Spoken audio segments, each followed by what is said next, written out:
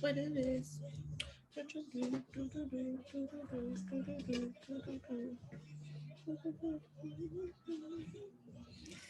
God, it looks so old. Ah!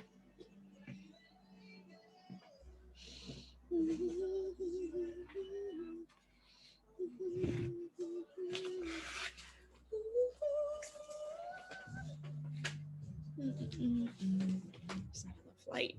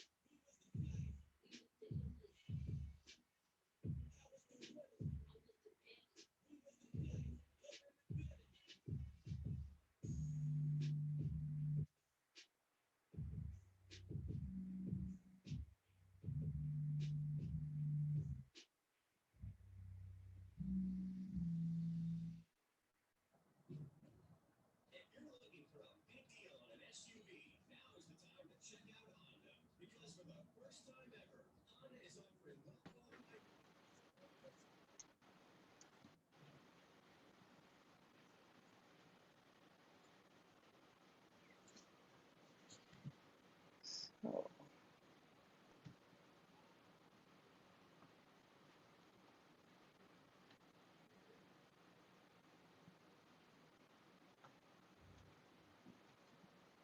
hey, Sadia, you there?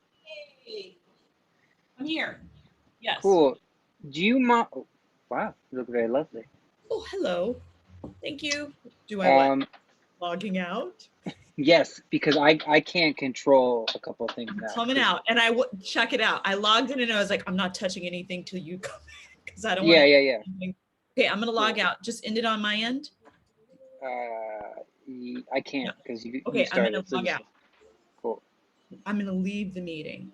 Sweet. Should I assign and leave it to You can come? make me host. Actually, just make me host. You don't have to leave it. Just see if I'm gonna see. Okay, I'm good now. Yeah. Cool. So we're going to click here. We'll have that ready. And we're gonna have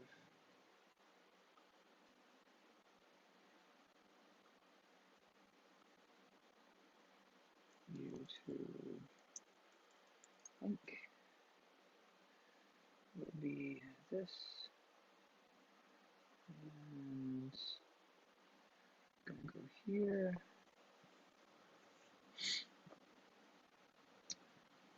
We're going to do that here. And we'll go back to this, and then that. Cool. So let's get that set out.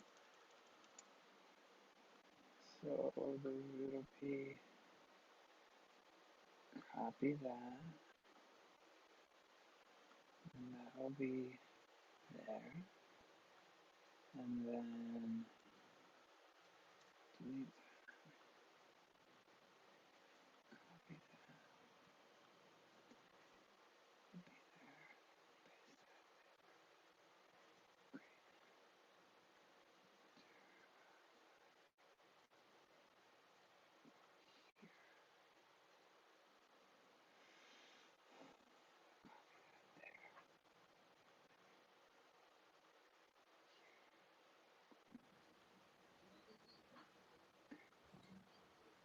gonna step away. It's okay that I'm back?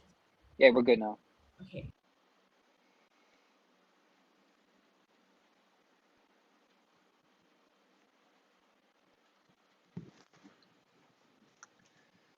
Okay, so we have red line first.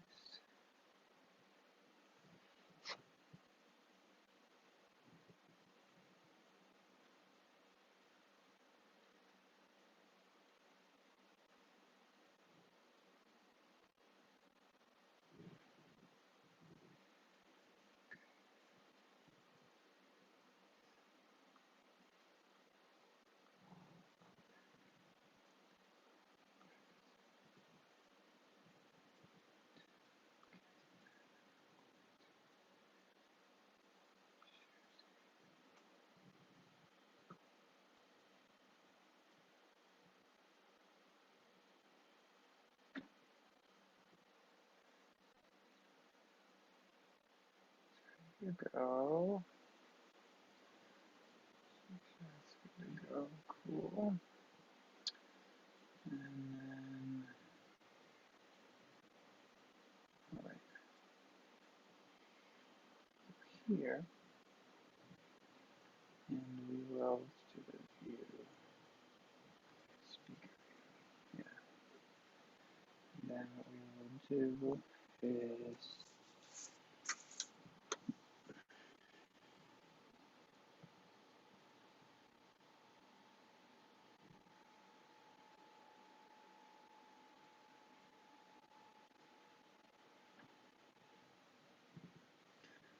so share screen, and I can go to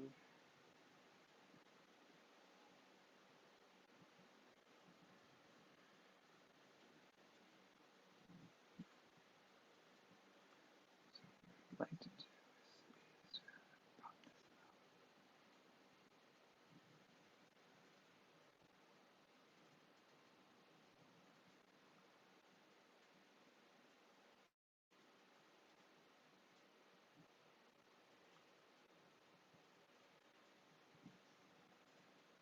Oh, no, no, no.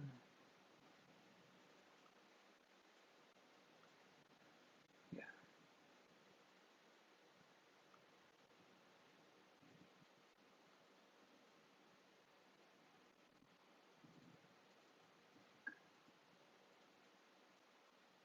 First one. So here, where is it?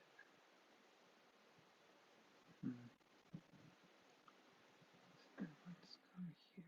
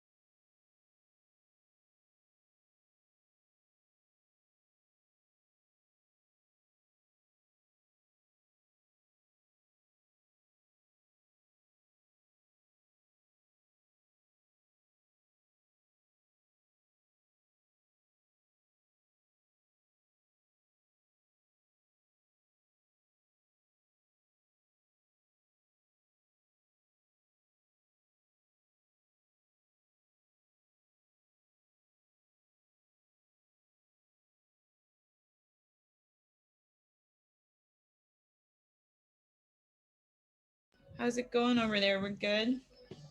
Yeah, yeah, we should be good. I definitely like. I think this will be the last time we'll use Zoom.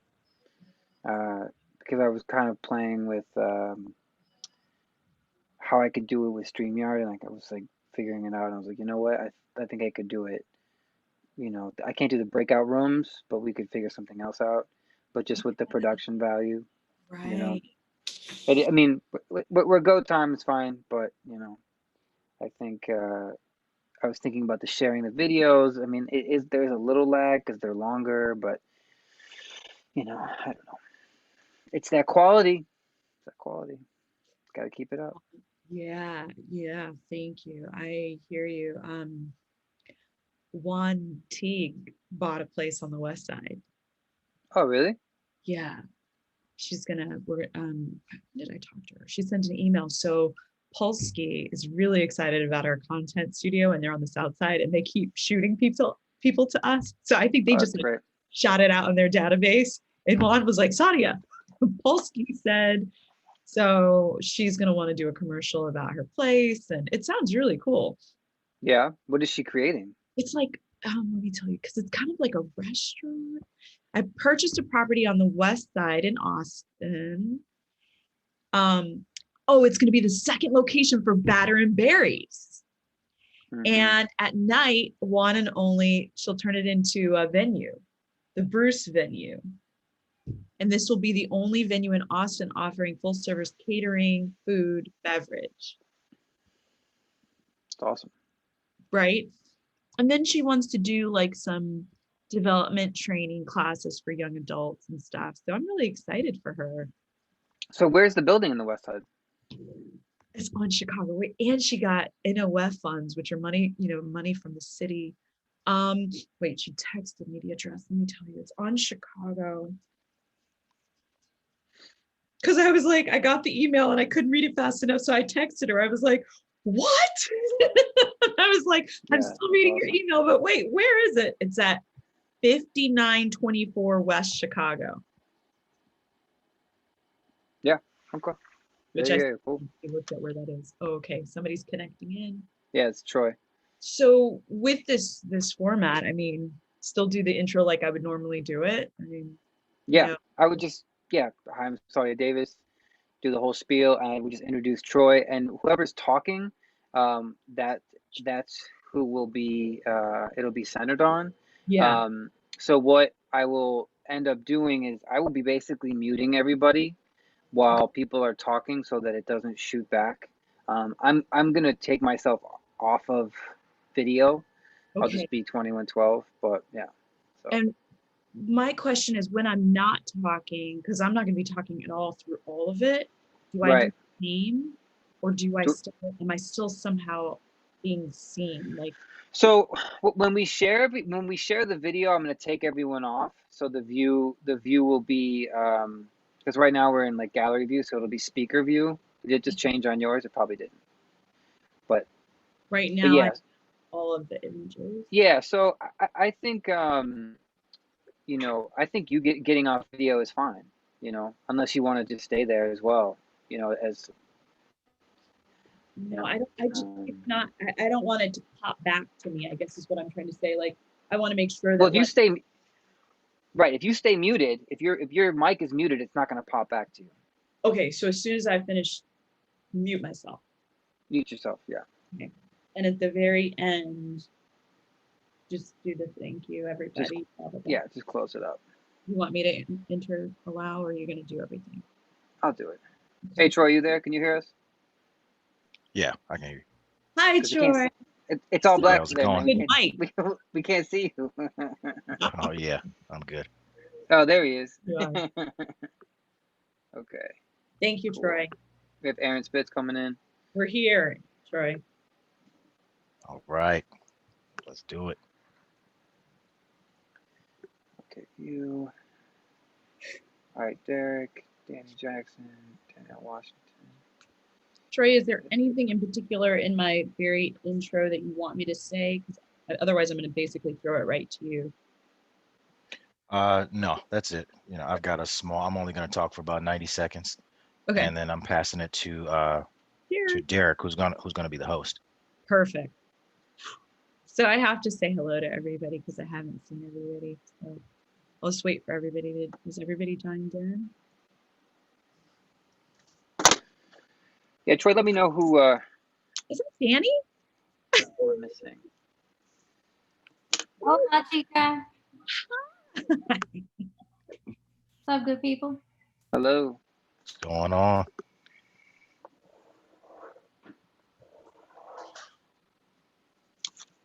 All right, Charles. Cool. We are rolling. Okay, so yeah, we definitely want to check everybody's light. So yeah, question. Will we be seeing the show as it flows from the background here, or will we need to be like also watching it from another venue, like from at the No. viewer's perspective? You'll see it. So my Okay. screen is going to be what you guys won't see will be what the viewers are seeing. So most of the time, like I'm gonna have it in speaker mode. So whoever's talking will be highlighted and you know, there'll be the gallery on the side of who's there. When we are showing the pitch videos, I'm gonna close all of the gallery so we can just focus on that. And then it'll pull back out. So, you know, what you see is gonna be kind of what's happening. Okay. But if you change your own setting, like, you know, like, cause you can obviously in Zoom change your own setting, so that'll be what you want to see. But I will be the one who's putting out the feed. So, Okay.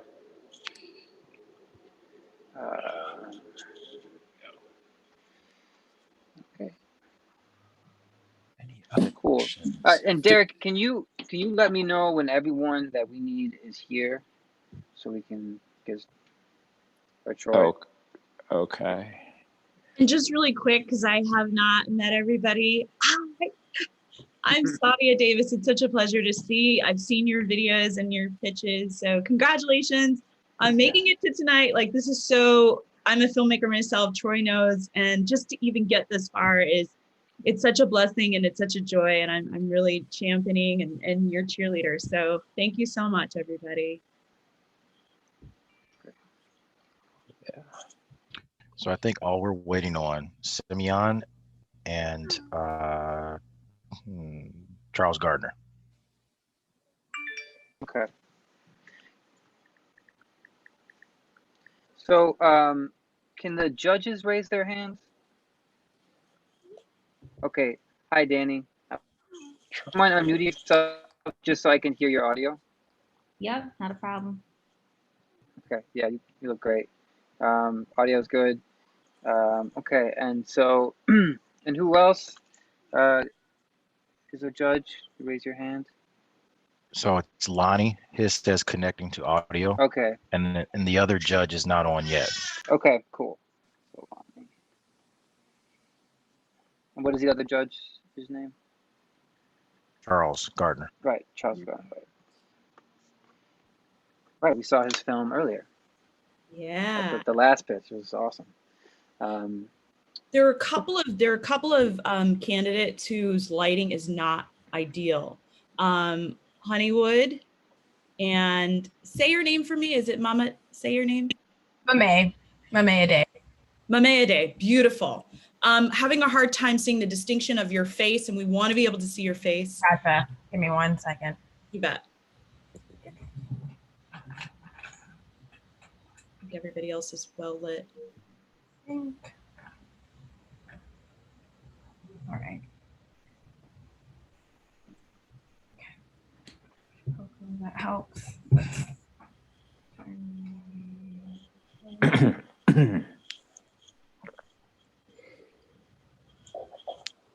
Significantly better. Yeah. Wonderful. Thank you. We want to make sure we can see you. Okay.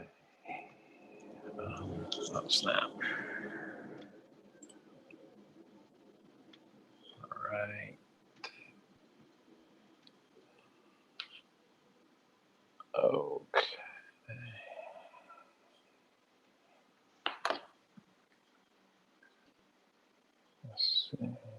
So Charles, that's definitely better. Sadia, what do you think of the light? Do you want it a little more, or how are you feeling? You're muted. I understand. Okay. I'm saying Honeywood because of Borg, because of Charles Borg. So Honeywood, do me a huge favor. The light is hot on your head. So if you can push, maybe do this. Let's see. Let's find a happy medium. No, that's good. That's Yeah. better. That's better. That's good. Yeah. And let's check his sound. If we could just get everybody to check sound, that would be great. Make sure we can hear everybody. Cool. Mic check. Great. Thanks, Charles. Let's go with Aaron Spitz. Can we just hear your sound? Say hello. Yeah, I'm here. Can y'all hear me okay? Yep, you're good. Derek, we already heard. Simeon, can we hear your... Check, 1, 2. Can you hear me? Check. Yeah. Okay. There's a slight delay on Simeon. Hi, Simeon. Can we figure out? Oh, you're on your phone. Okay, cool. Let's go. We'll keep going. Charles. Hey, can you hear me? Yep, you're good to go. Okay. Okay. And then we still have Lonnie still connecting. I'm a Mama Day. A day. I'm trying to figure out how to change my name, but I don't see the option. You can rename it. You should be able to. If you go down to participants, Gotcha. you can click on it, and then you should be able to go to yours and change it to rename, or just click on your go on over your picture and click on the 3 dots. So normally the rename comes up, but now I just have stop video, mute my video, pin video, hide self view. I don't know if there's any settings on this recording that's hiding the rename. What would you like your name to be? I just want to separate it from okay. the A. And separate the E from the A? Yep. So is that good? Yep. Perfect. Thank you. I guess I have the power. Okay, great. And Adenike. How do you say it? Adenike. Say it one more time. Adenike. Adenike. Awesome. Okay, so that's much. good to know. Adenike. And Adenike, can you just talk a little bit so I can hear your audio? Oh yeah, sure. Hello. Nice to meet everyone. Hope everyone's doing good. Okay. Cool. Yeah, it's good. And then hi Charles, how you doing? Lighting looks great. Can we just check your audio? Yep. Say hello. Clear. Yep. Okay. Great. And then Charles Gardner, can we hear yours? I was about to say, which one of us? Man? There's a lot of Charleses on here. Great. Good to see you. y'all. Right. Cool. So we're 7 minutes to going live. Go ahead, Sadia. Can I do one real quick thing? Just because other people are watching you guys, and it's so important that your names are recognizable. I don't know because I have controls, but if you, like Daniel said, rest your cursor over your image, 3 dots will pop up to the right, a drop down, which you can go down to almost the last one and do rename. Let me know if you guys are able to do that. If not, I want to make sure Daniel's able to do like Aaron and then Spitz, like separate it out. Oh, okay. Yeah.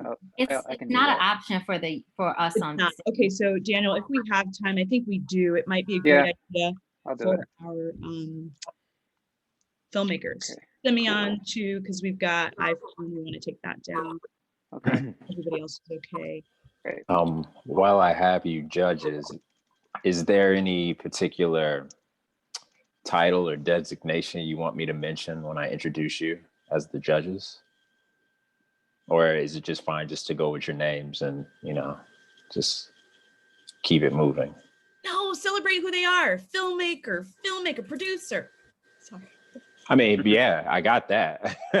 I mean, we could do AKAs all night, but like, is there a specific thing you want me to highlight? Like, Charles, do you want me to say SAG-AFTRA president? Danny, do you want to say noted and prolific, award-winning producer or anything like that? Or, I can ping my title to you. Okay. Simeon, what's your last name? My last name is Henderson. Okay. Henderson. Simeon Henderson. Is it S-E-N or S-O-N? Well, S-O-N. Cool. Okay. Great. I think everyone else is good.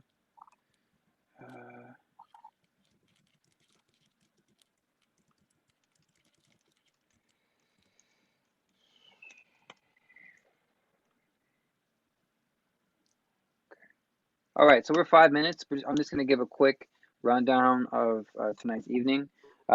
So we're going to open it up. Sadia Davis is the director of the Center for Creative Entrepreneurship. We're very excited to have you. So she's going to open up the show and pass it to Troy. Troy's going to talk a little bit about what Creative Cypher is doing, and then Troy will pass it to Derek. Derek will explain the night, and then we will be going playing each one of the pitch videos. We will start with Redline, then we will do Pictures Only, I Don't Want Any Trouble, and Roman. We'll play those videos. It'll be 5 minutes each, and then after that, the judges will talk for 5 minutes. After we're done with Roman, the final pitch, I will take all the judges and I will move you to a breakout room for 10 minutes. You guys can talk there, and I will play 2 videos in the main screen while you are in the breakout room. I will not come and join the breakout room, because if I do, it'll show that. But what I will do is I can send a message to all of you, that we have 10 minutes left. So basically, I'll just kind of like say, we got 10 minutes left or a couple minutes left. So let's close it up. And then that room will close. Everyone will come back here. Derek will announce the winner, and then that's it. So if you have any questions, feel free to shoot them in the chat. And I think that is pretty much it. Derek, do you have anything that you wanted to add? Nothing at the moment, unless Troy, you have anything you need to say? Yeah, I just want to thank everybody for being a part of this. Those that were a part of the first cycle a year ago knew that this was live, and we were really excited about the momentum of that project. So we're really grateful for you all to be a part of this one. Of course, we had to move virtual, but we keep it moving. And want to be thankful for everybody that's all of our support, all of our sponsors. I'll talk a little bit about that, this is a culmination of a lot of people doing some dope stuff. So we just want to encourage everybody, keep you moving forward. Of course, as I mentioned, this is a pilot program that's going to continue to grow. And no matter what the outcome is of this specific program, we're all here to help you as creators expand your brands and grow. So no matter what happens with this project, the Cypher, CCE, SAG-AFTRA, we're all here to help you all continue to move forward. Thanks, Troy. One more thing I forgot to say. If you are not talking, stay muted. I will try to mute you, but it just basically whoever's talking is going to be the one that's going to be showing on the screen. So as much as possible, just mute yourself, but I will also be able to mute you. We're 2 minutes in. So Sadia, the way it works is I have to enter this stream code, and so then it'll be live. So I would just give it like 5 seconds. I'll let you know. Okay. Yeah, and one quick thing, Daniel and I noted that when somebody's talking, give yourself a pause before somebody starts talking, because the way that Zoom moves, it'll move the screen. Okay, so we want to be conscious not to talk over each other. Thank you, guys. Have fun. So Daniel, text me a thumbs up when I got to start talking. Okay, great. I'm gonna go off video.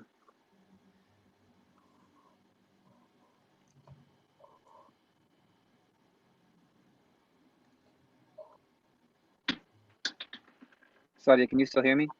Yes. Okay, so I'll count you down. Thank you.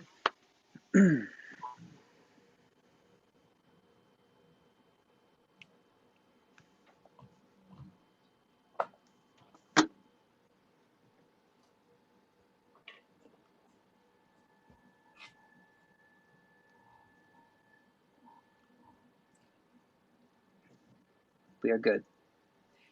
Hi, and good evening. I am so excited tonight to share with you this really exciting event. I am Sadia Davis, the director for the Center for Creative Entrepreneurship. And the Center for Creative Entrepreneurship is generously sponsored by the Coleman Foundation. And we are a pilot program of 2112 Chicago, the largest creative incubator and co-working space in the world, and Arts Alliance, Illinois. And tonight it is my absolute joy and honor to bring to you a project pitch competition that we started working on over a year ago. And who knew that we would not be able to have this live event at our venue at 2112's main stage. But like everyone else, we had to pivot and switch, and now we are virtual with Creative Cypher, Chicago Film Xlerator's pitch competition in coordination with the Center for Creative Entrepreneurship. Troy Pryor, please come on in. So excited to have you. Thanks for having us. We're really excited about this. What's up, world? This is Troy Pryor, founder of Creative Cypher and professional storyteller. Cool. Yes. The Cypher was created and launched about 9 years ago to help creatives eliminate the need for permission through providing them access to our expanding network of resources. Our collaborations have been on all mediums, including TV, film, digital, and live events in several markets. But of course, we had to move virtual because of this craziness going on in the world. But you know what? We keep it going. That's what leaders are built for. Tonight, we're really excited about our creators. I want to thank everybody that's a part of this. We're really excited for you all to be with us, to see these ideas, and to stay on top of everything that's in the Cypher world. Visit us at creativecypher.org. Follow us on social media at Creative Cypher. And without further ado, I want to pass the mic to our host with the most. Give it up for Mr. Derek Nelson. Thank you, Troy. That was the illustrious Troy Pryor. Seems he's hunkering down, protected from all the COVIDs in his silo somewhere in Chicago. But like Troy said, we are bringing the second annual CFX pitch event. We started this about a year ago. It was live then. That was before all this foolishness, but it really started as a way for us to get the creator closer to the goal. A lot of times we only see the end product on Netflix and Amazon and everything, but we never actually get to see the impetus and the beginnings of the content and entertainment we love so much. So thus, the CFX pitch event was born as something to educate and help those creatives who are on their way up to achieve that goal and that prize. But without further ado, we're going to get right into it, and I'm going to explain to you how this night is going to go down. Now, first off, we're going to have 4 teams, and those 4 teams are going to be given around 5 to 7 minutes to give their pitches of their series pilots. During that time, our illustrious judges will then, if allowed, have time for questions. If not, we'll move on to the next pitch because we got to keep this moving because we're not live. Now, before we get to the actual pitch events, I do want to introduce our judges. First and foremost, we have Charles Gardner, actor, director, SAG-AFTRA Chicago president. He's right there. Charles, say something to the people if you can. Okay. Hey, y'all. It took a second for me to unmute myself. Good to see everybody. And I'm really, really excited to see these presentations and help somebody create that next project. There you go. All right. Now, our second judge is, as always, the lovely Danny Jackson. She is VP of Multicultural Brand at Edelman. Danny, talk to the people. Tell them what you're about. Hey, what's up? So I've been down with Cypher for a long time. I'm so excited to be here with this group of people and also with these amazing filmmakers. And so I'm looking forward to awarding one of you all with this prize and with this opportunity. So shout out to all the creators out there. And yeah, great. Okay, thanks for that, Danny. And then finally, I mean, he's a guy, a personal favorite of mine. I've talked to him, met him. He's a cool cat. I'm talking about filmmaker and noted creative Lonnie Edwards. Lonnie. Oh man, that was a great intro, bro. I appreciate you. I really appreciate y'all for having me be a part of this, and I always look forward to opportunities like this just to see new things and kind of say, man, I got to check this out. I got to be a part of this from the beginning and see it grow into something. So I'm looking forward to checking these pitches out.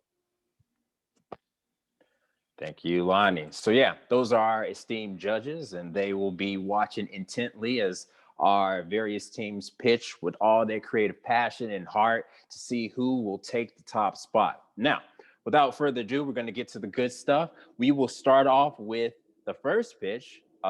It's called Red Line. The project is called Red Line, and that's actually the train you hear in the back line. It's the blue line, but you know, Chicago life. And we are going to bring to the stage, virtual stage, right? Adenike Thomas. Adenike.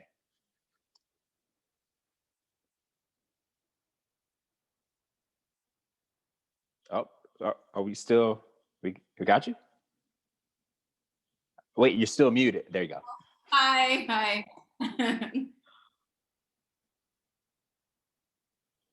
Okay, Adenike, whenever you're ready, we can get this started. Oh. There you go. Hi, I'm Adenike Thomas, creator of The Red Line. The Red Line is a 6-episode dramedy exploring the complexities of Blackness, female friendships, and culture. Stop by stop, each 10-minute episode centers on a singular Black woman and offers a slice-of-life glimpse into her experience living in Chicago. Each self-contained vignette takes a lighthearted look at themes that pertain to Black women, including boundary setting, situationships, code switching, and the ever-present burden of gentrification. Each episode also offers an opportunity to learn more about its corresponding Chicago neighborhood. Our story starts at the Granville Red Line stop and makes its way down the end of the line at 95th Street. Can a friend break your heart? This is the question presented for our pilot episode, which we hope to film should we win the Xlerator program. 3 years after their bitter falling out, former best friends Essence and Kai meet in the hopes of finding some closure. What begins as a lighthearted trip down memory lane eventually spirals into an impassioned discussion of unmet expectations and transgressed boundaries. When Kai demands to know why the relationship wasn't worth fighting for, Essence must confront her lingering uncertainty over her decision to end their friendship. We chose this episode specifically as the flagship episode of the series because it offers a deeper dive into the subtle nuances of female friendships. The human vulnerabilities that each character gets to display, Essence's lack of self-trust and Kai's inability to take personal responsibility, these are colors that we rarely see Black women having the luxury to get to explore. I've always been intrigued by movies that put their lead character's internal life front and center. The Red Line aims to put Black women's thoughts and opinions at the center of the conversation. We want to highlight the richness of Black women's interiority in both tone and aesthetic.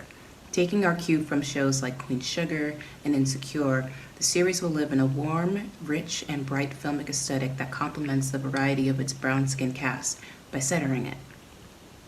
As a cinematographer, I look for stories that can tell the complexities of their characters. So I'm very excited to be a part of this opportunity. As a proud native of Chicago and a woman of color, I will use my creative lens to showcase and center Blackness in all aspects of cinematography. One way we'd like to use Edgewater as character, aside from setting in our pilot, is to up the engagement factor by creating an interactive experience for our audience. For example, our protagonist, Essence, orders takeout from the Ethiopian restaurant Ethiopian Diamond. Now, if a viewer were to watch on screen, she can hover her mouse over the takeout and a link will pop up and direct her straight to the website of the restaurant. Another way we'd like to use Edgewater as character is by working with local musicians to create a city soundscape to further immerse ourselves in the Chicago neighborhoods. So those local business partnerships that Adenike just mentioned are one of the ways that we're hoping to fundraise for this project. Right now, our pilot episode budget is looking to be at about $5,000, and our plan is to produce it under SAG-AFTRA's micro-budget new media agreement. And the reason for this is we really want to make sure that every element of our production experience aligns with the larger guiding principles behind this project. So that means not just creating opportunities for representation, but also making sure that every individual who's involved in this project is kept safe on set, is treated with respect, and is compensated fairly for their time and energy. So when it comes to how this pilot will ultimately come into fruition, my hope is that my strong initiative and my commitment to amplifying Black voices will be matched and further nurtured by the Xlerator program in order to have the pilot meet its full potential. Representation matters, and more importantly, a variety of representation matters. Ordinary Black girls need to see themselves too, not just the fabulous Olivia Popes out there. I created the Red Line because I wanted to create a space where Black and brown women could authentically tell their stories and add to the tapestry of burgeoning Black female voices. In closing, to support the Red Line is to support the ideas that inspired its creation. Doors closing.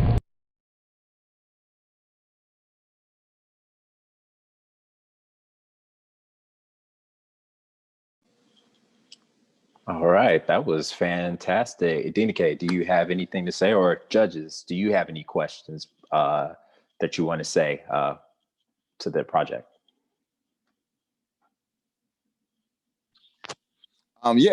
First off, I wanted to say that was absolutely amazing. I was a really big fan of how it's put together in a way that seems a little bit streamlined in connection to what's going on now. I guess that's kind of what my question is. I'm wondering, how you plan on, with production, and is it written in a way that's streamlined so that shooting and things like that would be safer with what's going on right now? Absolutely. Thank you for your kind words. And absolutely, that was something that was very important to us to just consider with everything going on. We kind of set our budget up to sort of take into account like us having a skeleton crew. And our pilot episode specifically is only 2 characters. So we're limited in even the amount of people that are around. And the episode is sort of made so that there's space and we're following COVID guidelines. Do you have anything you'd like to add? Yeah, I mean, that's just in reference to the pilot episode. The other episodes that we have in the works as well, there are a couple of them that take place outside for the same reason. Right. So we are trying to be as mindful as possible of the context that we're shooting in. I just want to add, I love the concept and I love the connectivity with the city.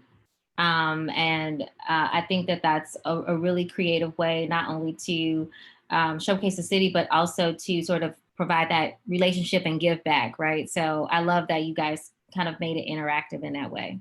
So. Thank you. Yeah, I really love how just smart and passionate the pitch feels. I feel like, I feel like it's going to be a good project. I'm curious around and schedule and like the shooting schedule. Like, how many days are you planning on? And just what does that look like? Sure. So, well, in terms of the pilot, we're looking at probably just a 1-day shoot. It's a very it's only a 10-minute episode, and it's all in a central location. Central location, 2 characters. Yeah, we're aiming to shoot that in 1 day. When are you hoping to shoot? Hopefully in May. May is looking good for us. Cool. Okay, well, that was Red Line by Dinike Thomas and her team. I definitely be waiting for that project to be done because the brother needs an Ethiopian restaurant stat, because they don't serve in my area. So I'm going to need that hookup. But moving right along, we're going to roll into our next pitch. This is Pictures Only by Charles A. Honeywood. So Maestro, can we roll film?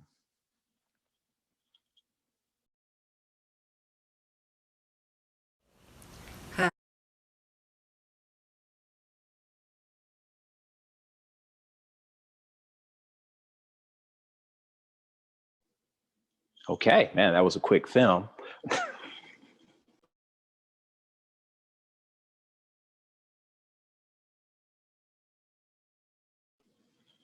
Hope you guys like the sequel. Man, he is busting them out one after another.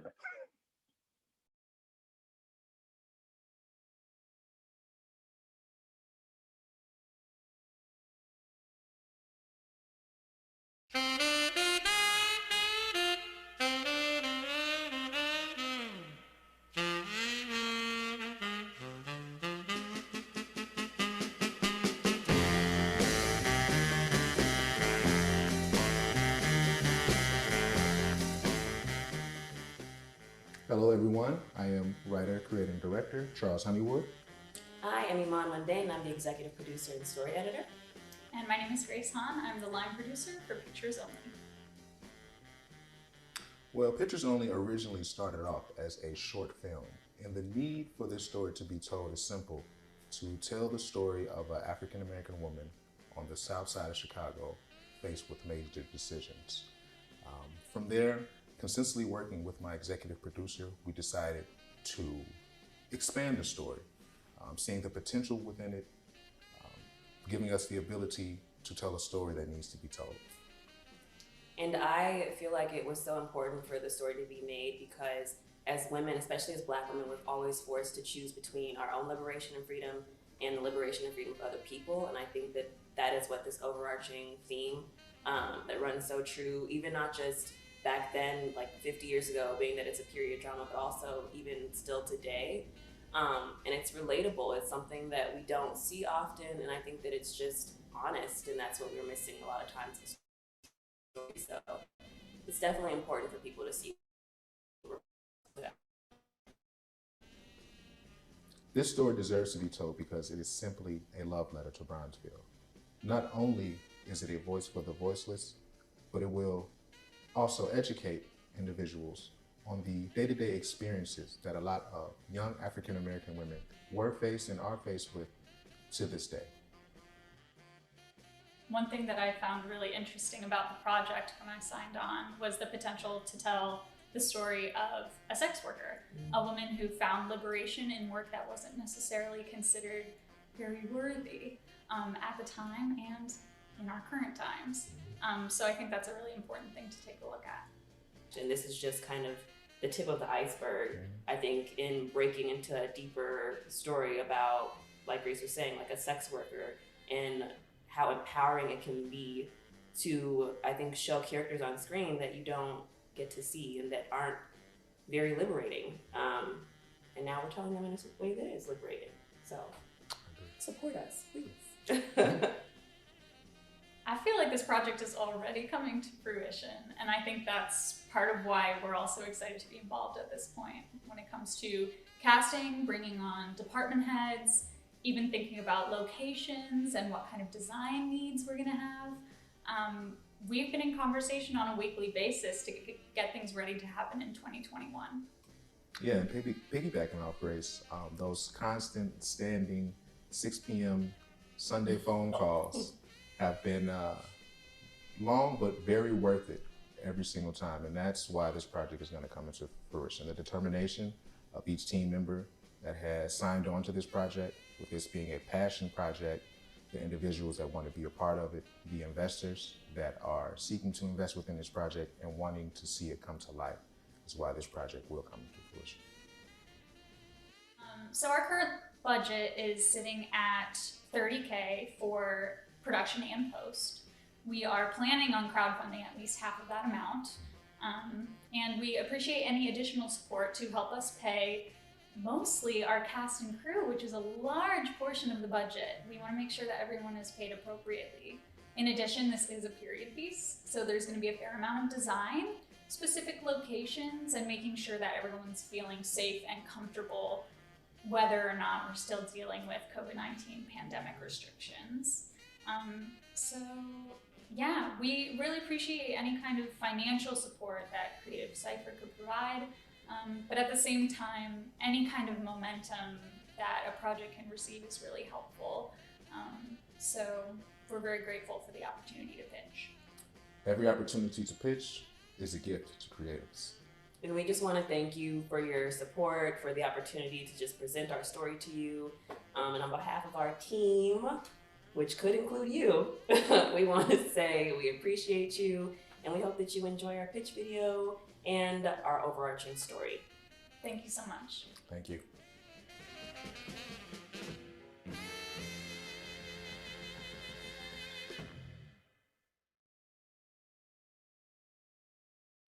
Ooh, child, had me up in here perspiring, man, with that music in the background. That was nice. Judges, do you have any quick comments you want to throw in before we move to our next round? Can I ask a question? Yes, sir. Yes, sir. Yeah, I love the concept, man. I love and like Derek, I'm feeling the music, and I think it's definitely a necessary story to share. I'm curious, Charles, why this story for you as the writer, director, and creator? You know, a woman with a lead and specifically a sex worker. Why this story? Well, I feel like I'm coming in with the right mindset to tell it in a non-exploitative and a non-pervasive way, in a way that empowers Black women, not only Black women, but Black culture. And then my team had my executive producers, Black women, co-writers, Black women. And if this project is picked up and expanded, I plan on hiring a team of, Black women to help continue to tell this story and to write this story.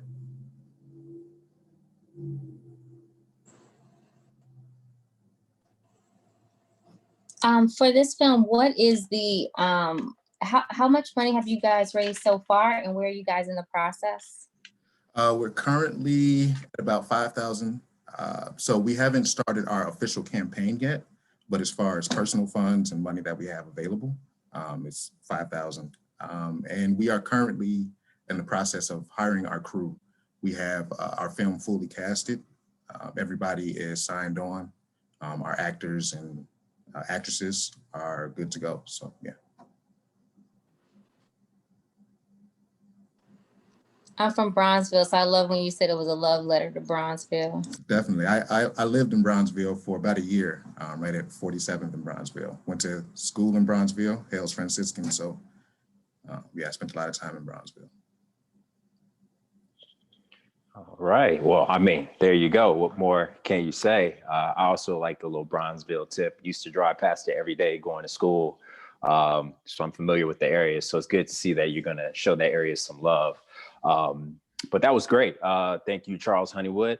Moving right along. Can I ask one more, Derek? Is SAG-AFTRA a project? Currently, no, but we are looking forward to, make it a SAG-AFTRA project. Just saying, he's the president. He might be the guy to talk to, but I'm just trying to give you a little insight. Anyway, moving right along, we're going to our next pitch contestant. This is I Don't Want Any Trouble, literally and figuratively. And we got Mame Ade. Hello, thank you. Well, hello there. I didn't see you, but since you're here, let me share a pitch with you. Hi, my name is Mame Ade, and today I'll be pitching to you I Don't Want Any Trouble, a web series written by yours truly. I pursued higher education, and for me, it was quite the humbling experience. And after all that time and all that money and all that energy, I feel like the best thing I got from college was not my education, but my tribe. I met so many awesome Black people, so many different kinds of Black people, and I think to myself, looking back, wow, I'm happy I got to engage all those types of identity, and you guys would make great TV. So I wrote a series about Black students at college. 5 Black students attend a predominantly white institution, and their biggest issue is each other. This series is about 4 students determined to graduate from college with no more drama. So they make a pact, but a new roommate named Taylor makes it a whole lot harder. It is a web series with 10-minute episodes and 7 episodes in the season. It is set in Brown University, and it's a comedy with an ensemble cast. We'll watch as these Black college students wrangle with identity and trade ego for relationship.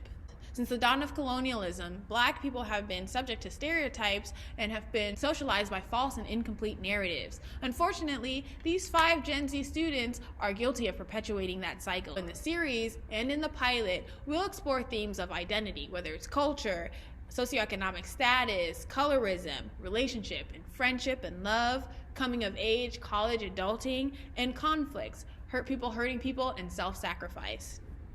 The tone of the show is awkward and cringe, but in the best of ways, akin to shows like Chewing Gum or The Office. It's also comparable to A Different World, but picture a different world with Gen Z in the 21st century at a PWI. The characters. The Black community is small at this Ivy League, but there are many types of Blacks, and the new girl's presence exposes these various types, as she forces the entire ensemble to confront all parts of themselves. And we'll watch as they struggle to exist as their full selves while clashing with each other in the process.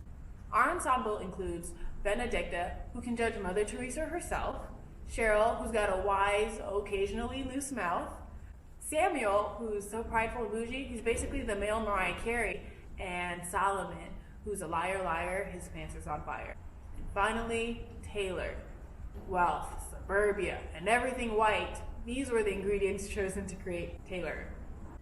In the episodes, we'll watch our cast reinforce stereotypes upon themselves, expose secrets, and meddle with each other's business, so much so they'll question their friendship. So, to bring the story to life, our production team includes me, the writer and director, AJ Spitz, the producer, and Josh Jones, the cinematographer. Hello, my name is AJ Spitz. I would be the producer on this project. And I guess I wanted just to, talk a little bit about, the work that I do and how it can connect with what Mame's doing. And I run a full-service production company called Intertwine, and we do short stories, branded content, and music videos. We do a lot of work with labels. We have a relationship with Atlantic Records, and a lot of our work is on YouTube if you wanted to check it out.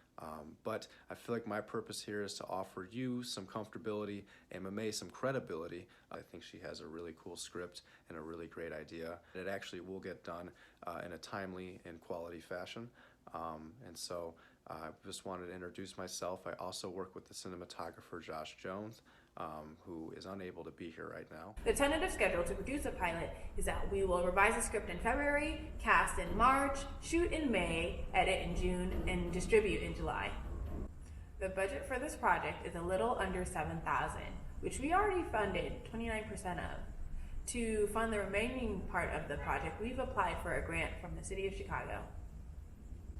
So this is for Black joy, and this is for people who are tired of watching Black trauma on television, because I know I am. If you want to watch Black and Caribbean people and all their amazing nuance and other Black characters we never get to see on television, definitely support I Don't Want Any Trouble. Thank you, thank you, thank you so much for your time.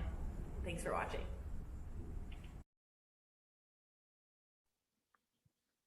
Fantastic. Speaking from personal experience, I was a Black person that went to a predominantly white school. So that is right there, right in the field. So I think even Troy can attest to that. But judges, do you have any questions from Mame? Yeah, well, first off, yeah, that was awesome. This is getting a little bit, it's definitely tough right here. Like all these pictures are great so far. And I connect to that as well. I feel like we can all probably attest to the fact that we all went to predominantly white colleges.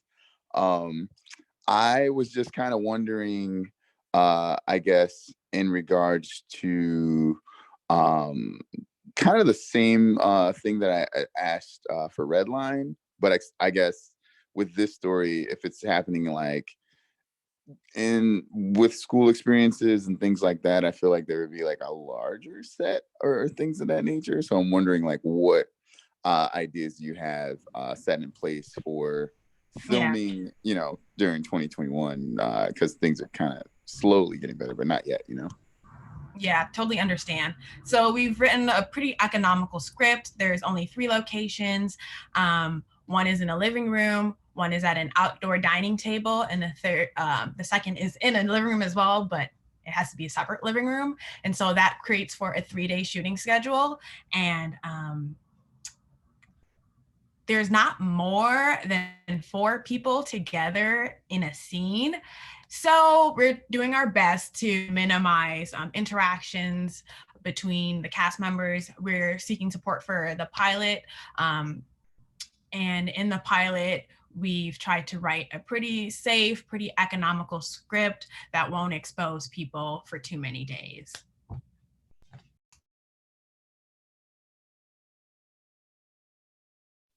Thank you. I think that was a good question. And overall, just like, and I feel like I keep saying this, but this is also a cool concept, especially like with the throwback references to like a different world, and like imagining taking that and putting it at like a U of I or something like that is kind of hilarious to me. So kudos on the concept aspect of what you presented. Yeah, similar here. I was curious around how you were gonna, because one of the things I love about these type and your references and these types of films is like that college feel, and how you plan to capture that. But you've already answered that question. Great concept. Yeah, thank you. SAG-AFTRA show. SAG-AFTRA. Hopefully. All right. Another great presentation. Just take a little side note. I do appreciate how everybody is able to pivot their scripts in light of everything that's happening with COVID. It's challenging enough to film under the best of circumstances. And so this is really a testament to you guys' skill and acumen to your craft that you're able to pivot, the way you have and creatively find ways to make it happen, which coincidentally enough is all that the Cypher is about, making it happen. But to further ado, let's get to our final pitch of the evening. This is Roman by Simeon Henderson. He will be pitching. So let's see Roman.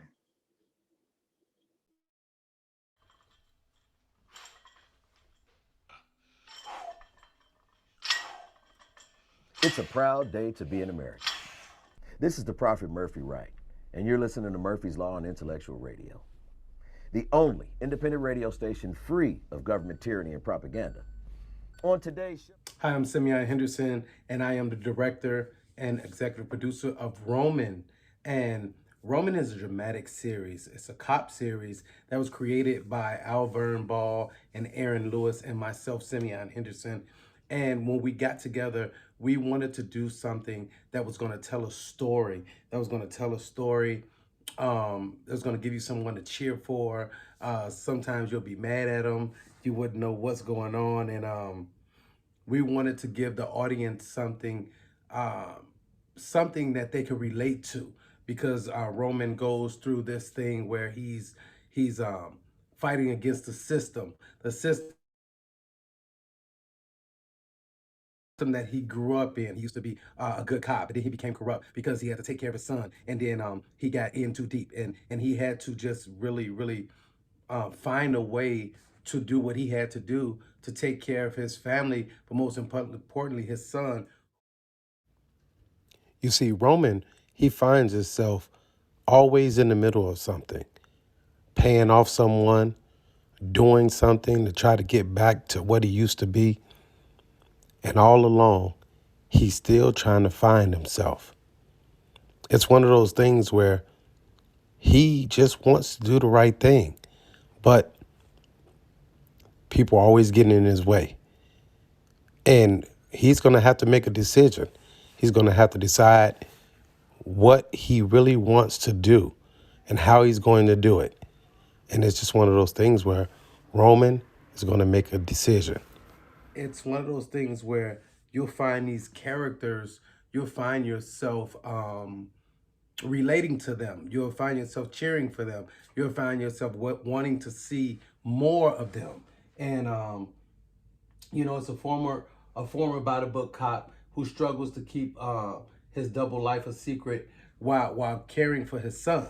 And not only that, but in this story, there's a lot going on. And man, we have a great DP and Ricardo Isis, the sound guy Kelly Askew, the executive producer, the actors, everybody came together, to make this come to pass. And it's really been a work of love.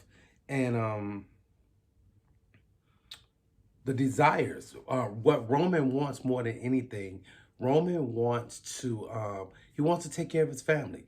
He wants to take care of his family, and he wants to make sure that he's doing the right thing. But in the midst of him trying to do the right thing, he's doing the wrong thing. And his ex-partner, Jose Martinez, used to be his partner. Now he's IA, and he's watching Roman at every turn. He's watching what he's doing. He's paying attention. He's trying to bring Roman down. And the powers to be know this. But Roman is still trying to protect Jose. But he's trying to overcome the obstacles of the internal affairs. He's trying to get past that, and also, but Roman is really trying to get out of the way, and he's gonna have to do some things along the way that's not going to be too popular, and he might have to do something like take out his commander. And it remains to be seen, but it's one of those things where there are going to be moments where you're going to be like, did that really happen? And yeah, it did. But it's like you have to just come along for the ride, and you have to understand and know that when it's all said and done, that this series is going to make you think, it's going to make you feel for the characters, and it's going to make you want to see more of what's coming to the screen. So Roman is going to be super good. It's going to be one of those things where you're gonna not want to turn off the TV. You're gonna want to see what's gonna happen next, just because Roman is an interesting character, and he always has something going on. And just when you think he's bad or he's doing the wrong thing, he does something good and something worthwhile. And I think that's why Roman is going to be good. Thank you. There you go. Roman, a complicated man that no one understands, but maybe is woman. Roman. But judges, what you got? Any questions? Well, first off, I want to say that I appreciate you bringing back that concept, because I feel like, you know, the cop kind of vigilante vibe is a dying breed, and I was always a fan of that. But I guess the one question that I have is in regards to when do you feel like production would be, and how long do you think that process would take, the actual production? So if you know anything about me, I'm the type of person that I'm always ready to go. I'm always ready to get it done. And I hate waiting on people or waiting on Hollywood or the powers to be. As you can see, I actually went out and shot a couple of scenes already where we went out into the neighborhood. I went out in the car and got some things going. And let me just say this, first of all, to everybody that's presented their pitch, you guys are off the chain. You guys are awesome. And I don't know if you guys could tell, I'm kind of down. I'm literally just getting over COVID. So like, it literally took everything in me to do that pitch and finish this whole process. And I'm still getting better. But watching you guys really encouraged me, because I've always been that type of person that I'm more hands-on. So when I see you guys with all these videos and different slides and all this stuff, I'm amazed by it. And but with me personally, just getting able to pull the people together that believe in the project, and that believe in your work and the different things that you do. I believe that I've grabbed enough people, and the coolest thing about it is, not only will we get this done and make it look great, but we'll be able to employ different people in Chicago, and that's the whole thing. Shot in Chicago, produced by Chicago, directed by Chicago, acted in by Chicago, and just really putting Chicago on another level. I've been doing this for a long time now, and it's time for me to come out of the back and come into the forefront to actually get a project done. And because I've always helped other people do their projects, and so it was time for me to bring my project to light. And it's been years in the making, and I'm just super excited just to be a part of this. I'm glad you're recovering, man. Glad to hear that your health is doing better. You just said like it's going to be employing a bunch of people, and you already know me, man. I'm about that. I'm about giving work to actors in Chicago and giving work to just filmmakers in Chicago. Talk to me a little bit about the budget and what this is going to take, because you got some big stuff. I mean, not necessarily in the pilot episode, but just in general, hospitals, police stuff. What's the budget, and what do you already have, and how does the money from Cypher help with that? So here we go. So like yourself, I'm a sneaker geek, and I've already I started to raise beginning of the money. I sold some of my expensive gym shoes, my expensive sneakers. And if you look over here, I have a plethora of sneakers. And I sold them. My wife, she laughed at me. I can't believe you're gonna sell your sneakers. But it's like one of those things where when you decide that it's something that you want to get done, you'll move mountains, you'll move heaven and earth, you'll do whatever. If they say your treasure is where your heart is or where your money is. And I started raising the money. And then on top of that, what I've been doing is I've been calling in favors. It's like that's the cool thing about working with people over the years and always being available and helping people. So I've always been that person that I was going to make sure I help people get their project done. No, or whether it was speaking or just uplifting the community. I've been working in the community since COVID started and ended up getting COVID. And it's like now I'm using all of those resources and I'm pooling those resources together to get the money together to do the pilot episode. I have a couple people that wants to invest in it. I'm looking forward to trying to get some money from the Cypher if possible. But nonetheless, no matter what happens, I guarantee you, we're in January, going to February. I guarantee you by March, the pilot episode will be complete. No matter what happens, it will be done, and it will be something that I'll be proud of. I'll be proud. You guys, I think you guys will be proud of it for the simple fact that we're all in this together. All of the filmmakers on here and the producers and writers, we're in this together. So no matter who wins this, we're still in this together. And I want you guys to know that you can call on me anytime you need me, because I promise you I'll help you get the job done. All right. These guys asked my question, by the way. So. And you know I gotta throw it in, Derek, before you go. SAG-AFTRA project? So, man, I'm SAG-AFTRA. I'm SAG-AFTRA. I've been SAG-AFTRA since 2005. So yeah, we're gonna it's one of those things where because of the pandemic and everything going on, it's been so tricky figuring out how you're gonna get it done and just making sure you do everything safely. And so everything is coming together. So I've been putting everything together. So, and like I said, I've been in the business a long time and I know how to get it done and get it done right. And Charles, I mean, we've sat in SAG meetings together and I've applauded you guys because you guys are in the technical stages and getting stuff done for Chicago. So yeah, I wanted to make sure that we get this done right. All right. That was Roman. Even COVID can't keep him down. I definitely want to see that series. This dude's selling sneakers. He's battling pandemics. It's going to be off the chain. But with that, we have finished our pitches. Now I'm going to have to ask our wonderful judges to go into their virtual room by themselves and deliberate. During that time, we're going to show like a couple interviews, some videos we got, just some stuff to wet the palate. And then we're going to come back and bring you who is the winner of this illustrious fair. So enjoy, and we'll be back in just a few. Wet the palate.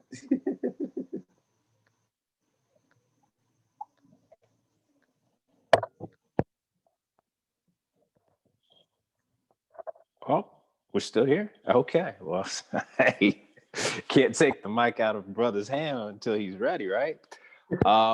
Just wanted to thank all our partners and everybody who's helped put this together. Again, COVID hit everybody at the same exact time. So it's good to see everybody be able to pivot, come together, show out for this event. It means a lot to not only us, but everybody involved.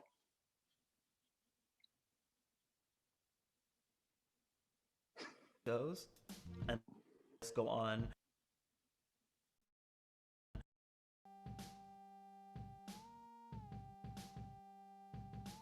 Hi, my name is Amar Jean Christian, and I'm an assistant professor of communication studies at Northwestern University and the founder of OTV Open Television. OTV for me started with a question and a problem. The question would be, what does intersectional television look like? I know that sounds academic. For me, intersectional television looks at complex identities. Who who has multiple identities that they can claim have been marginalized by the market and society. So Black women, queer people of color, disabled, undocumented folks, right? People who really have intersections that are difficult to understand unless you actually allow them to speak their experience. The problem is TV, I think, has historically struggled with intersectionality. BET has been critiqued for not really representing LGBTQ people in the past. Or Logo, right, has been seen as underrepresenting queer women on their platform. So every TV distribution platform seemed to be underserving some audience. So for me as a researcher, I was thinking, well, what would happen? What would we learn by actually not trying to segment people, but actually think about how identities come together and communities come together? The goal is to show the world, show the country, the industry, the breadth of talent outside of industry supply chains. And I hope that every year we put out a slate of shows and those artists go on to immediately tell their own stories on a bigger stage to more people, get global marketing, get awards. I also want to support Chicago, right? I want to see Chicago build a production base. I want that production base to be representative of this city, right? I want our crews to be reflective of the people who live across the city. I want to be able to get union work, well-paying work, to people who've been historically excluded from production. Those key artists who are consistently producing, they need to be supported so that they can then support more artists and help those artists build their own practices and their own communities. And that's how you build an economy, that's how you build a scene. And the more people are included, the better it's going to be. It seems like on social media that people come out of the blue and become stars out of nowhere. I guarantee you, if you do research into that person's career, they've been working for years with no one recognizing their work, no one wanting to collaborate them, and they just kept doing it day after day. Anything worth having in this life, anything valuable, takes time, care, and real relationship building. So I just want to tell people, like, don't rush, because I've seen creators rush into production and they make mistakes and then they're unhappy with what happens, or they end up burning through relationships because they didn't take the time to really come up with a structure for that relationship. And those relationships are so key to your long-term sustainability. So I would say patience, build your relationships, support each other, what Issa Rae calls network across, right? Don't always just try to get to the people who's above you. Look at the people who are at your level, right? And support them. Go to their premieres. If you have a couple extra days where you're not working, volunteer on their sets or connect them to someone that you know who has resources, right? Don't just hoard all your resources and relationships. Share them, because the more you share and the more you help, the more that's going to come back to you and help you. And that's how you build a long-term career, right? It's all of us coming together, up together. It's not just one person gets successful and screw the rest of them. Anyone who has that attitude to their career is not going to be in the business for a very long time.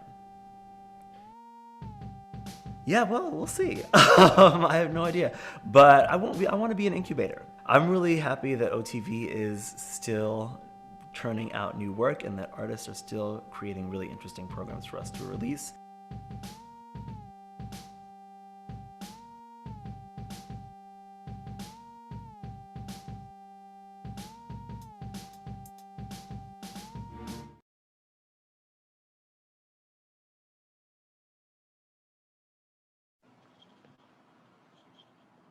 That was Amar Christensen, founder of OTV.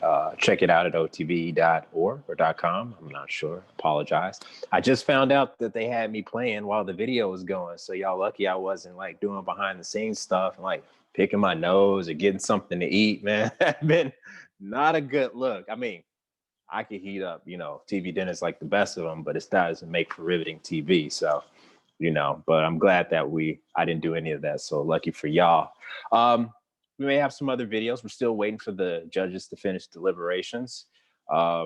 It's tough. There was a lot of great projects. Oh, here we go. We may have some other videos. We're still waiting. That's meta. Oh man, talking with them, it's like going in infinity. I'm talking about myself, talking about myself. Crazy technology, right? But yeah, like I was saying, a lot of great projects tonight. Everybody showed out. They came with their big girl, big boy pants on, ready to do this.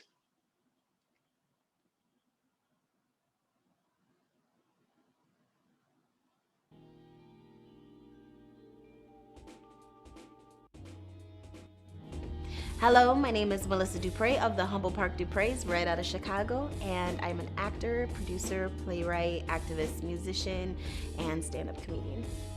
I strongly fight for representation as an intersectional person because I feel like my Afro-Latina identity has propelled me to continue this road of representation and staunchly like break stigmas and stereotypes. I had to produce my own work out of my own pocket for so long, and I think that's always just going to be the case, you know, because I don't think that I'm going to wait for someone to validate my work or wait for someone to say, oh, that's interesting. I've never felt such a pressure until people started framing it the responsibility of an artist, because for me that then says that we have to also censor in some ways. You have this feeling, but your responsibility is this. There's an assumed notion that we are responsible for someone else or to do something else.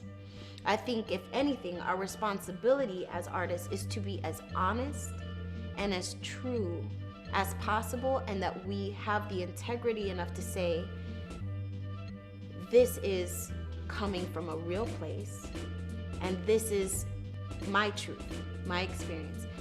I think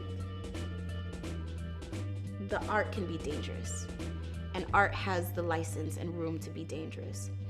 I think it should propel conversations. I think it should activate people in ways to say, oh man, that's fucked up. Well, what am I gonna do about it? Being an artist in the social justice realm, the responsibility is many. You know, am I in my own truth not oppressing someone else? In my own truth, am I not also being racist, or am I being racist in ways that are continuing to propel racist and or violent behavior somewhere else? So I think that responsibility also is transferred to, depending on what kind of artist you are. But I think art is supposed to be dangerous. It's supposed to be brave. There's no such thing as a safe space or a safe artist or safety in art. I think you're supposed to be raw. You're supposed to be brave enough to put anything out there and challenge a status quo, challenge people to actually look at what the art is making you feel and do. If you're uncomfortable, good. Art that doesn't make you at least uncomfortable is not worth promoting, I don't think. Because even laughter, if you even just look at why things are funny, it might make you uncomfortable. That laughter might come from a place of like, oh, wow, or that, oh, that's so true, that's so honest. Laughter covers so many different emotions, and none of them are like the same.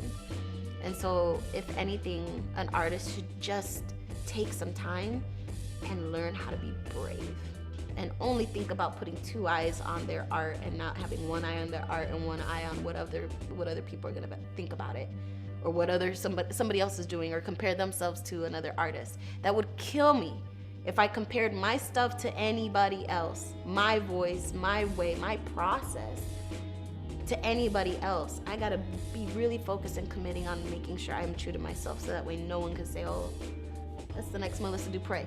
What? Who? What? Why? The responsibility of an artist, as if like we were born with art and then given with great art comes great responsibility.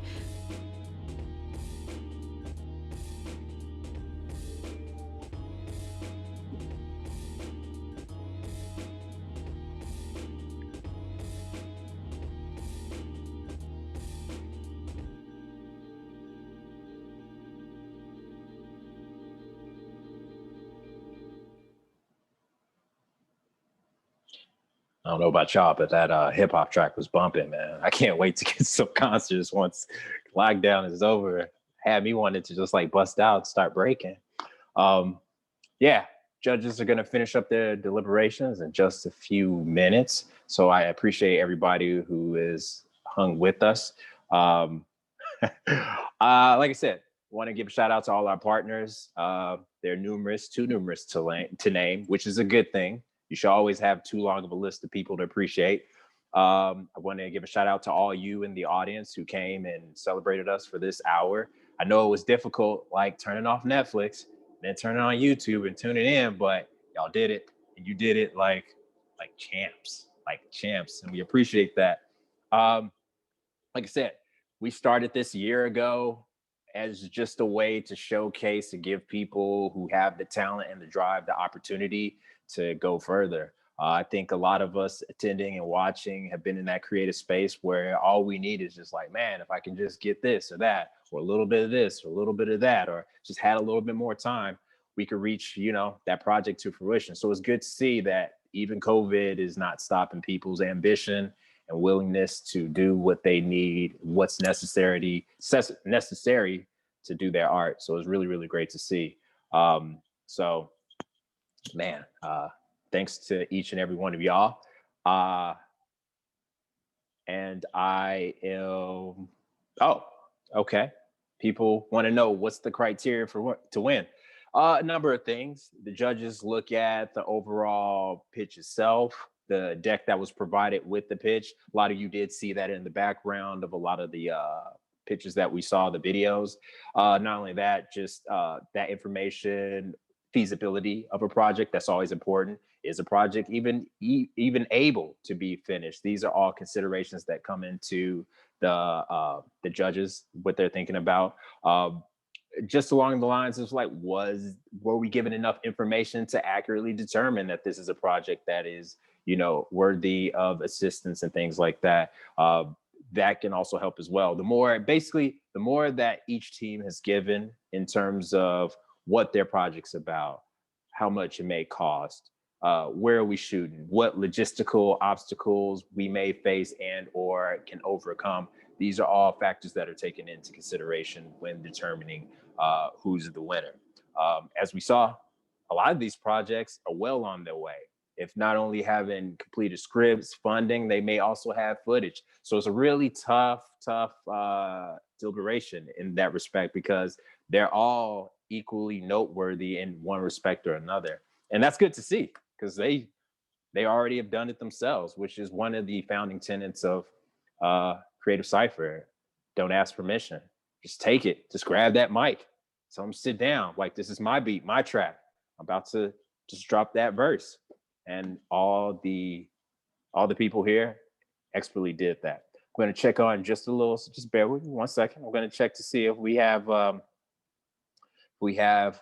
our winner. It seems like we're still waiting on that. Judges, feel free to just go ahead and send that in the chat, and then I can go announce it if you guys have already finished your deliberations. I see they have returned. They are back. Oh, and we got to wrap this up too. So let's go ahead and make that quick. So judges, if you could give it. Okay, we got it. All right. So drum roll. I don't know if we have a drum roll effect in Zoom, but if we do, just go and make it. So drum roll. Can y'all hear that? If y'all can't, then y'all need to turn up y'all bass. All right. The winner is Redline. That's right. Adina K. Thomas, your group has won the competition. Congratulations. Do you have a few words you might want to share with everybody on behalf of? Oh my God. Thank you so much. Everybody was awesome. We were like, when everyone else was watching your videos, we were like, oh, that's really cool. So this is really exciting. Yeah, thank you for this opportunity. I have nothing more to say beyond that. Yeah. Thank you. Thank you. Okay. And we got some people that want to know from the judges, what about Redline made you say that one? I choose you, Redline. Go. I don't know if we're all going at the same time, but we talked about the creativity behind connecting the city, from obviously episode 1, episode 6, and then also just the interactiveness. So being able to highlight some of those businesses along the way, and also looking at the feasibility of just how everything was coming together. So it was really interesting, powerful story. Again, all the stories were great, but you have to choose one. So but I'll let the rest of the judges chime in. Yeah, I was a huge fan of just the connectivity of how, with it being the red line, the episodes being each stop on the red line, the fact that the story will be about Black women, and just personal relationships and interactions in that regard. I feel like that's something that isn't told enough. And I really, really, really liked how it was a bit interactive in regards to, you know, the choosing of restaurants and things of that nature. That was like pretty awesome for me, for sure. And for me, I really, really love when passion and attention to detail intersect, because I think that that's where great films are going to be made. And you all have both of those at a very high level in your pitch. So really, really appreciate that. All right, we got about like a minute left, so we're going to do this quick. We have some words from Saudia and Troy, so go ahead, do what you got to do. Thank you so much, Creative Cypher and the CFX. I am absolutely thrilled. As I said before, everyone who participated in this pitch competition, you're all brilliant and all of your stories are fantastic. And I would encourage you to continue to keep pitching and stick with it, because you all got to this point because you have great work to put forward. As the director for the Center for Creative Entrepreneurship, I definitely want to share that we have a new resource by way of Comcast, created a content studio, which will allow you to come in and make mini commercials to advance your business or your filmmaking ability. So know that that's an asset for you to use. I encourage you, like I said before, keep going after it. I myself am a producer, an executive producer, and I value every time someone takes that idea and pushes it forward to screen. So make it happen. You were all brilliant. We're here to support anything you need. Feel free to go to cceglobal.org. Troy, take it over. All right, thank you all so much for being a part of the second round or the second annual Chicago Film Accelerator. The Chicago Film Accelerator. And we're really excited. We're really excited to support these artists, built with Chicago. We've got some exciting updates that you'll be seeing over the next couple of months. We're happy to announce that this program is now expanding to Atlanta and Dallas, and we've got a couple other cities coming up soon, but it is always about bringing it back home. So I just want to say thank you to everyone that is watching out there in digital TV world. And here's a big note, Saudia said it, all of our judges said it as well. No matter what the outcome is of this project, it is all about supporting one another. Simeon said it as well. So we are all interested in supporting all of the projects, no matter what the outcome was of this program. And we're really excited about moving forward. So thank you all and have a great night. All right. And I'm your host, Derek Nelson. It was wonderful to be here to host everything. Congratulations to all the contestants, all the winners, and everybody at home. And with that, your boy D Nell is out. Great job, Derek. Peace, y'all. Good work, everybody. Thank you, guys. Take care. Yeah. So we're off the live stream. So okay, great. You guys really, for those of you who are still are, oh my God, if I could jump up and down, I would. My dog's sitting in my lap.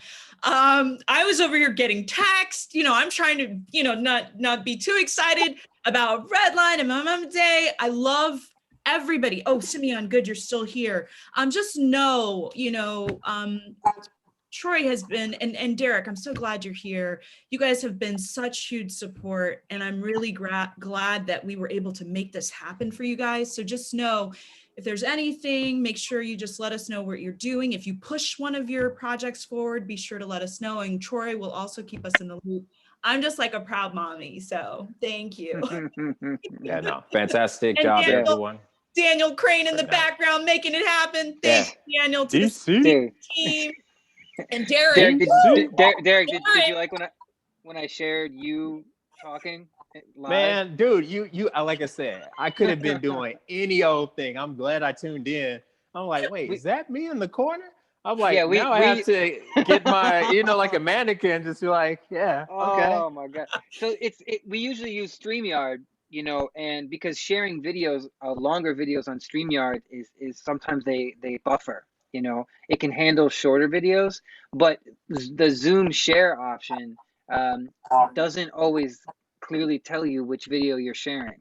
Like it was, you know. So You I did That's good. good to appreciate know. You did. Next time I stream live again, I'm just gonna be like, "Oh, pose." That's what you have all day. Derek, I gotta compliment you, Derek, because you really kept it going and you made Yeah, it you did. when somebody's video, you're like, oh, and he's putting out another one. And he's putting out another one. It was great, you guys. So, Yeah, no, just fun event, fun. You guys, so guys, I gotta throw this plug. You guys have to be on my talk show now. So you guys I need you guys to be on my talk show to talk about Redline and talk about your project. So I would love to have you guys on my talk show. you got it. That's awesome. There you go. All right, Thanks, everyone. Leon. Get All better. right. Done for the night. And you Take care, did so everyone. good last night on Chicago PD. Yeah, you did. No, you were on Chicago PD last night, brother. All right, later, guys. Take care, everyone. Thank you, Charles. Thank you, Troy. Thank Thanks, you, Lonnie. Lonnie. Thank you, and everybody.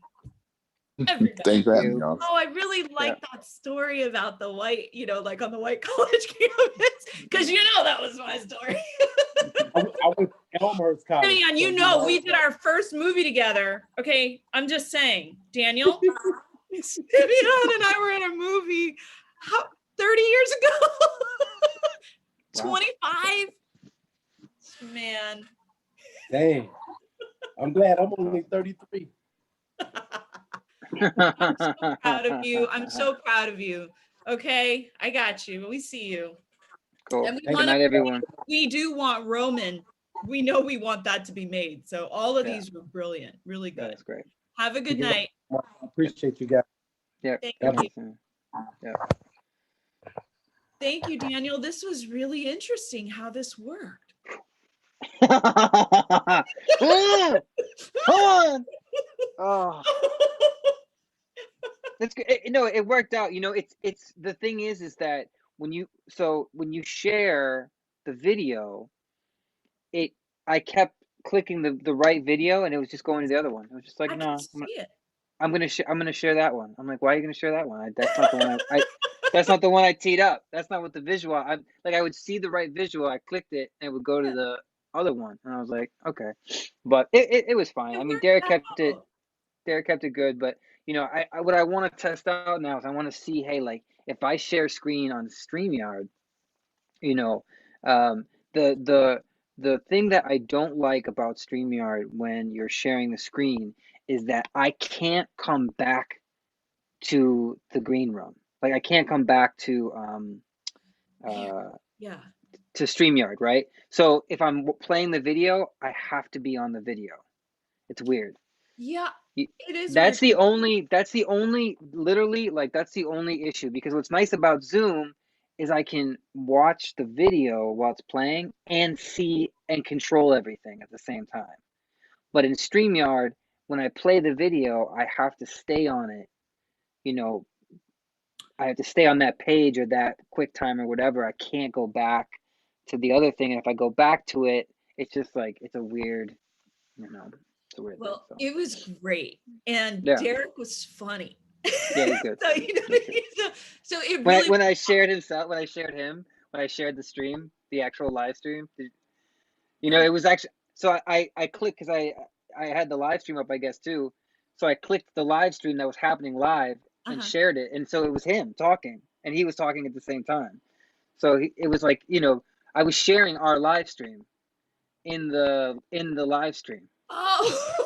Yeah. I don't know why it was there, but yeah, it was. So Derek he's like, oh man, that's super meta. He made a big joke about that. Yeah, I didn't know what he meant. Was that when we were in the breakout, or? Yeah. That's when we were in the breakout. Yeah. That was interesting being in there. Ooh. Yeah. They didn't even really talk about anybody else. They literally liked Redline so much. But here's the deal. Ava DuVernay's show was called Redline. So they've got to change that. Right. I liked, it's funny, like Pictures Only started great, and then it just kind of like dived. Yeah. It sank a little bit. Yeah. And the sound was low for some reason. It wasn't low earlier, but that's again not your fault. I'm gonna tell Redline, I'm like, I saved you. Actually, Billy, my guy. He was like, it was Billy? Like Yeah, it was 2:45. I was like, hey Billy, I was like, do you know how to make this a little louder? He's like, okay, send it to me. I was like, awesome.